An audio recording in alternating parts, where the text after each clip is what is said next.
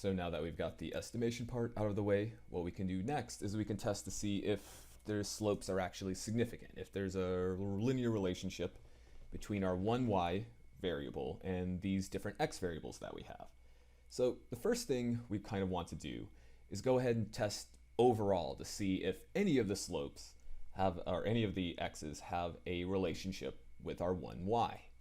So what we can do is we can take our beta and split it up into two pieces, just the intercept by itself, and then our q different slopes. In our bone example, we'll have 4 of them. And so we want to see if any of them have a linear association. So what we'll do is we'll say this beta 1 part equals 0, and our alternative hypothesis is just that beta 1 is not equal to 0. If all of the slopes are equal to 0, that means none of our x variables are very useful at trying to model how our response variable changes, or trying to predict what y actually is. So this is kind of probably the first thing you want to check. Just, does there appear to be a significant relationship overall? So are any of the slopes just different than 0? And so we don't need all of the slopes to be different than 0. Kind of like when we did our MANOVA test, we didn't need all of the groups to be different from one another. We just need one of the groups to be different from one another for the alternative to be true. Same idea here. If we have 10 slopes, one of them is not equal to 0 and the other 9 are, then we'll want to reject our null hypothesis. So how do we go about getting our test statistic then? So what we'll want to do is we want to figure out kind of how much of the changes in y have we captured based off of y's potential relationship with the x's that we have. So we'll call that our sums of squares regression. And so what we're going to do is we'll measure to see how different y hat is from y bar. If x isn't any different from y hat, if x doesn't help you predict y at all, then these y hats should be a full model down to y bar. So if y hat is all the same, then this term will be equal to this term, and we'll get a sums of squares regression of 0. The better and better x does at predicting our y's, this sums of square regression will grow larger and larger and larger. So it's kind of the amount of the differences in y that we can capture or we can predict from using the x values in our model. And what we'll do is we'll just we'll compare it to that SSE. So this is how much kind of our model gets right, and the SSE is how much of our model misses, or kind of what's left over, kind of what it gets wrong. And the idea is if SSR is noticeably bigger than SSE on average, then we'll say that the slopes aren't all equal to 0. At least one of those x values does impact our response variable. So to get our test statistic, what we'll do is we'll turn these SS's into MS's. So we'll take our sums of square regression, divide it by our degrees of freedom, which are going to be q. It's the number of slopes that we're testing. And in this case, we're testing all q of them. And then we'll divide by our sums of squared error by its degrees of freedom. Our total sample size minus the number of slopes plus the intercept.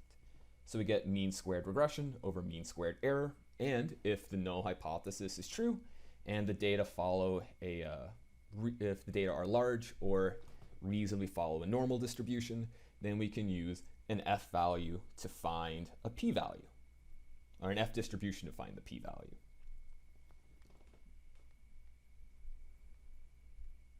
So let's look at that in R. Thankfully, it's actually really easy. All you need to do is, if we run the summary for our model, it gives us that right down here. We end with an F statistic of nearly 4,000 on 4 numerator degrees of freedom and 875 denominator degrees of freedom. 4 plus 1 gives you 5. 880 minus 5 gives you 875. So we end up with a really, really large F statistic. And so that makes sense. We'll end up with also a tiny p-value. So very, very strong evidence then that the at least one of our bones on the right has a strong association or a linear relationship with with the left humerus bone.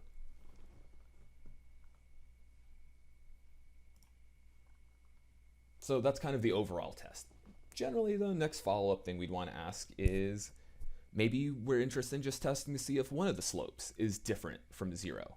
And what's a little bit different about these hypothesis tests is it's asking, do we need this one variable, variable j, when the other q variables or predictors are already included?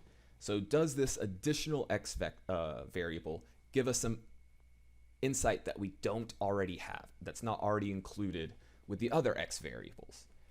So we'll say that this slope is equal to 0 for our null hypothesis, and this individual slope is just not equal to 0 for our alternative hypothesis. And anytime we just have a single statistic, it kind of is more of a direct way of getting our test statistic. We'll just take its estimate and divide by its standard error, or the square root of its variance. And we'll end up with that using the same t-distribution that we did in the previous test to kind of help us find our p-value. So in order to get that, though, we need to know what the variance of beta hat j is. So let's find what the variance is. So we want to find out kind of overall what's the variance of beta hat, all of our slopes. So we found earlier in our estimation part that this is our best guess for beta hat. This is our best estimate. And so I want to take the variance of that. Well, the only random part in here is y. These x values are all fixed. They're not random. So anytime we have non-random elements inside of a variance, we can pull it out the front, but since we're dealing with matrices, we also have to pull the transpose out the back. So that's what we end up with here. The same matrix out the front, and then just transpose out the back. So y is random. So we said earlier that the variance of our y vector is going to be equal to sigma squared times the identity matrix. So since we have 880 skeleton measurements, we'll have an identity matrix that's 880 by 880 with 1 on the diagonal and zeros everywhere else. So nice thing about the identity matrix is it's essentially 1. We can pull this sigma squared out front since it's a scalar. And if we do that, if you notice, we have x transpose x here times x transpose x inverse. So this part will end up disappearing, and we'll only be left with sigma squared times x transpose x inverse. So this is going to be the covariance matrix for the entire vector of beta hat. And in our case, we're just going to want the variance just of one particular slope. So we can just look for the jth plus 1 element on the diagonal, and that'll give us the variance of that particular slope. And again, as your sample size grows larger, those diagonal elements will get smaller and smaller and smaller. So let's check it out in R. So there's a couple of ways we can go about doing it. If you want to figure out what you can kind of pull directly from those models that we've built, if you put names around an object in R, it'll tell you what you can pull out of it.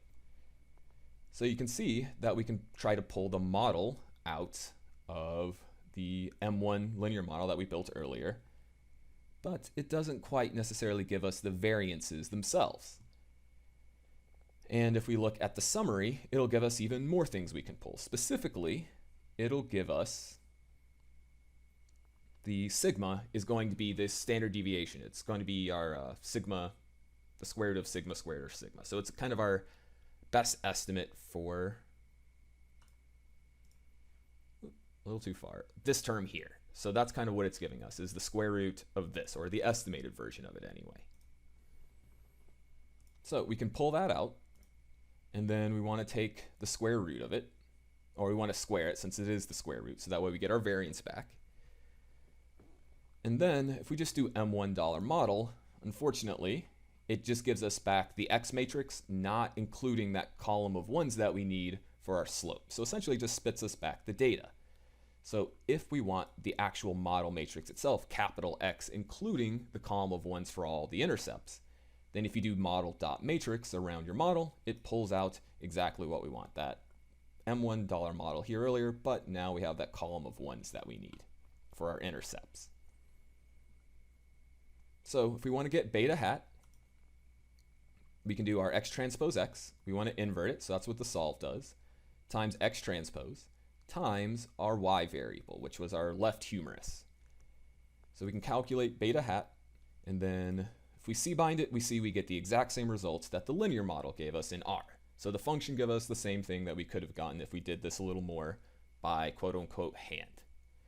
But the main question we're interested in is getting the variance of these slopes.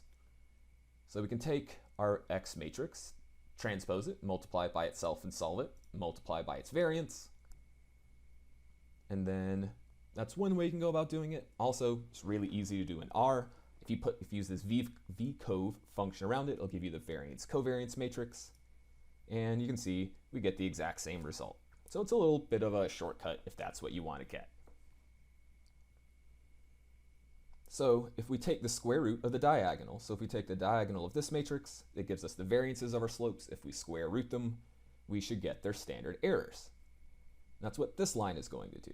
If we just run this part, we end up with the standard errors of all of them. And if we compare it to what we got from our variance covariance matrix, again, they're identical to one another. So if we check back for our summary, it also already gives us that as well. So if we do go back to summary 1, it gives us the overall regression hypothesis test, and we rejected it with a really small p-value.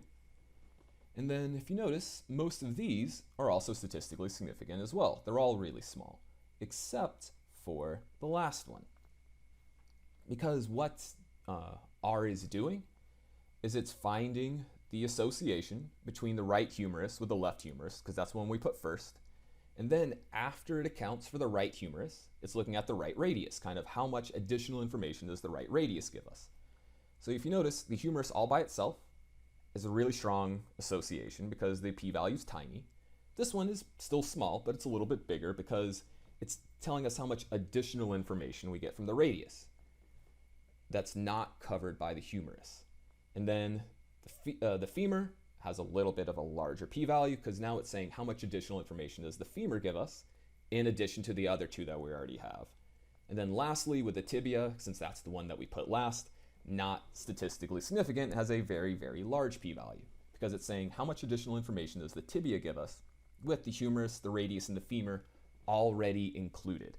So if you have these three variables, it doesn't appear that we need the tibia. And it could be because these variables are highly correlated with one another. And so if you have two or more highly correlated variables, you don't necessarily need the entire set, because the more correlated they are, the more information that overlaps with them, the less fresh or new information each variable adds when you include it. So what we can do is maybe the tibia doesn't have a relationship at all with the humerus. So let's just run a linear model just with the tibia involved. And if we do, we can see that, yeah, it has a very tiny p-value if just left on its own. And the reason why we get such different results, a p-value of almost 1 versus a p-value of basically 0, is that if you already have the other three, the tibia isn't really telling you anything new. So if you just had the tibia, very strong relationship. With the other three bones included already, you don't really need to include it. It's not doing you any extra good. And another way you can go about doing it, if for some reason you wanted to, is you can update your model. So if you load the car library in, there's this update function. So what you can do is you can say, I want to update the model that I fit. So this dot tells it to include all of the previous response variables. I want to include all of those. Tilde, the second dot, says I want to keep all of the previous explanatory variables as well.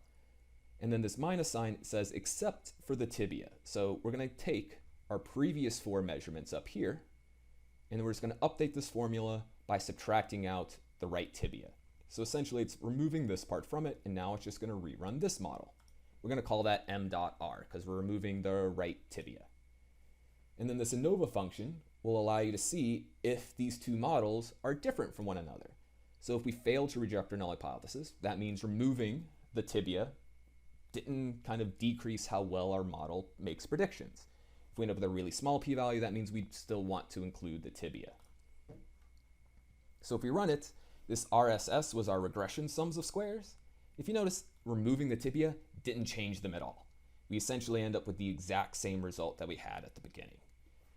So since the residual sums of squares doesn't change, it means it didn't really give us any new information, just including it. We end up with a tiny f value and a really, really large p-value. In fact, it's the exact same p-value that we had up here. So where this comes in handy is it can allow us to do multiple slopes at the same time. Maybe I don't want to just check the tibia alone. Maybe I want to check if the femur and the tibia, can I delete both of those? So instead of having to do an individual test for both the femur and the tibia, we can do a simultaneous test. So how do we go about doing our simultaneous tests? So we can test multiple specific predictors by dividing beta into two groups. So we'll have our intercept all fall by itself because we never really test to see if the intercept's equal to 0. And then we'll kind of create two sets of slopes, beta k for the slopes we want to keep and beta d for the slopes we want to delete. So that's what we end up having. The intercept, keeping slopes, deleting slopes. And so our hypothesis is just going to be on a subset of beta. Just these beta d's are equal to 0 versus at least one of those beta d's, one of those slopes in that vector isn't equal to 0. Alternatively, if you kind of want to write it out in its full form, we're not going to change beta 0, we're not going to change these beta k's, we just want to see if these are equal to 0 for the beta d's. So what we'll do is kind of what we saw in the R function previously, is we'll just refit the line, kind of create a new model, calculate the sums of squares regression for our new model, and see how much they change. So that's what this SSR small r is doing, is we're removing those deleted variables. So this is our sums of squares regression reduced. So we're going to delete the variables we're interested in, find out what x and beta hat are, refit y, and then we want to see how much our test statistic kind of changes. So we'll take the sums of squares regression of the full model, the sums of square regression for the reduced model, see how much they change, and divide by the number of slopes we set equal to 0. So in our case, if we're looking at the last two bones, d would be equal to 2. And the good news is that the sums of squares error isn't going to change. We're going to use the same sums of square error that we had from the full model. So you only need to recalculate the numerator. You don't have to actually recalculate the denominator. So that part of our f will stay the same. And now, instead of following an f distribution with q numerators degrees of freedom, it'll follow an f distribution with d numerator degrees of freedom, but the exact same denominator degrees of freedom, since we didn't change the bottom of our f ratio. So how can we do this pretty quickly in R, so we don't have to recalculate these sums of square regressions for each model and then refit them? So we'll just do the same thing that we did earlier, but instead of just removing the tibia, let's remove both the femur and the tibia. So that's what these two minus signs do. It says remove the femur, remove the tibia. So we'll update our model for MR, and we'll just run the same line of code that we did earlier.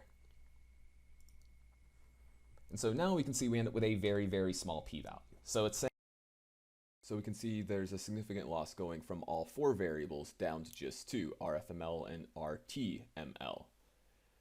But because we have such a large sample size, hypothesis tests tend to be overly sensitive. Just because it rejects the null hypothesis doesn't necessarily mean that it's actually helpful in our predictions.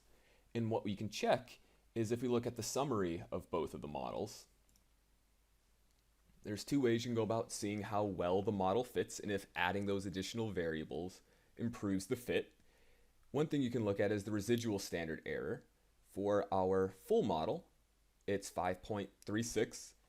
And if you go to the model with only 2 predictors in it, it's 5.399, meaning our estimates are off by about 0.04 higher. So a very small amount, because the residual standard error measures on average how wrong our predictions are. And so by including the 2 additional predictors, we go from an error about 5.4 down to an error about 5.35. Not that much of an increase. Another way you can check is your R squared is what kind of captures how well the model fits on a scale from 0 to 1. The larger the R squared, the more accurate of predictions your model gives. And our full model has an R squared of 4.976 compared to our reduced model has an R squared of 9.467, which again is a very, very small increase. So not really worth the extra effort to increase the number of variables by double for a very small net benefit. So hypothesis tests aren't the end-all be-all as far as making your decisions of whether you want to include a variable or not. Sometimes you want to look at your fit statistics, 5.36 versus 5.4, not that large of an increase. 9.476 to 9.467, again, not that large of a drop going from